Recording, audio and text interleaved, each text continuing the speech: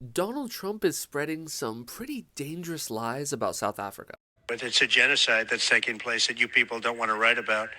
But it's a terrible thing that's taking place. And uh, farmers are being killed. They happen to be white. But whether they're white or black makes no difference to me. But white farmers are being brutally killed and their land is being confiscated. There is no evidence that a genocide is taking place against white South Africans. There have absolutely been some very horrific attacks that have occurred against white farmers, but the very unfortunate reality is that South Africa has one of the highest homicide rates in the world.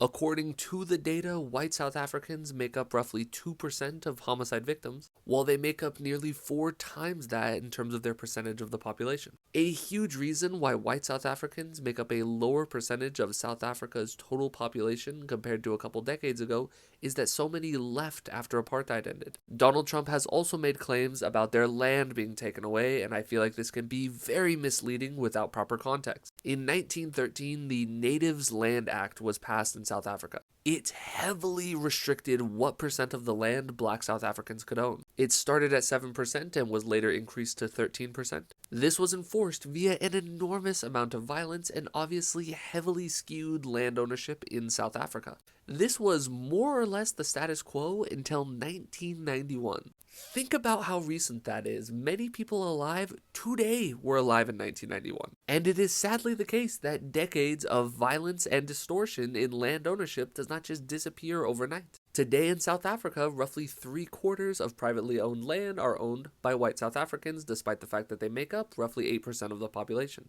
And so yes, the South African government has passed a law where some land can be expropriated without compensation. I am sympathetic to the idea that there is a right way to do this and a wrong way to do this.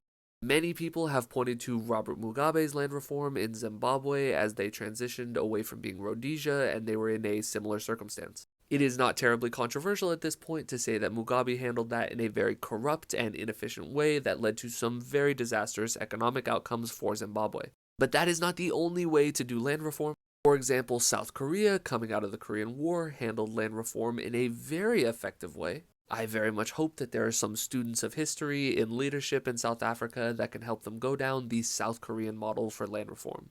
As for the white South Africans that Donald Trump is granting refugee status for, I have absolutely no problem with these people immigrating to the United States, just like I would have no problem with black South Africans immigrating to the United States.